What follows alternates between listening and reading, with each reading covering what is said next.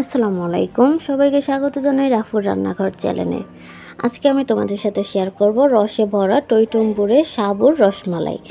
অনেক রসমালাই তো আমরা খেয়েছি, তো এবার না হয় একটু ভিন্ন ধরনের রসমালাই আমরা ট্রাই করব। তার জন্য নিয়ে এসেছি আমি এখানে সাবুর রসমালাই। এটা মুখে দেওয়া মাত্রই মিলিয়ে যাবে। তো তার জন্য আমি এখানে নিয়ে নিচ্ছি 2 কাপ পরিমাণ সাবু। সাবুটাকে আমি খুব ভালো করে পানি দিয়ে পরিষ্কার করে ধুয়ে নিয়েছি। এবার কিছুটা পরিমাণ পানি দিয়ে আমি এটাকে ভিজিয়ে রাখবো একটু নরম ডো তৈরি করার জন্য। ওইখান থেকে কিছুটা সাবু আমি সরিয়ে একটু রেড ফুড কালার দিয়ে দিলাম কালারের জন্য। তো আমি এবার রেড ফুড কালারটা দিয়ে একটু সাবুগুলোকে মিক্স করে নিলাম।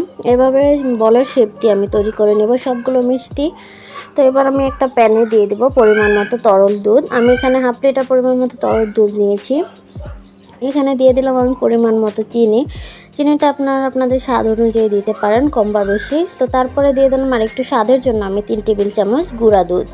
গুঁড়া দুধটা দিলে দুধের পরিমাণটা খুবই ঘনত্বটা বেড়ে যাবে এবং খেতেও খুব ভালো লাগবে। তো দুধটা হালকা বলক চলে আসলে এই পর্যায়ে আমি সাবুর মিষ্টিগুলো দিয়ে দিব একটা একটা করে। তো আমি সবগুলো মিষ্টি দিয়ে এভাবে বলক ওঠা পর্যন্ত একটু নেড়ে চেড়ে দিব। একটু হালকা নেড়ে দিতে হবে, নয়তো নিচে লেগে যেতে পারে। তো একটু নেড়ে দেওয়ার পর আমি ঢাকা দিয়ে রাখবো 10 থেকে 15 মিনিটের জন্য। 10 থেকে 15 মিনিট পর যখন এটা নরম তুলতুলে হয়ে যাবে, দেখবেন অনেকটাই ফুলে উঠেছে আগের থেকে।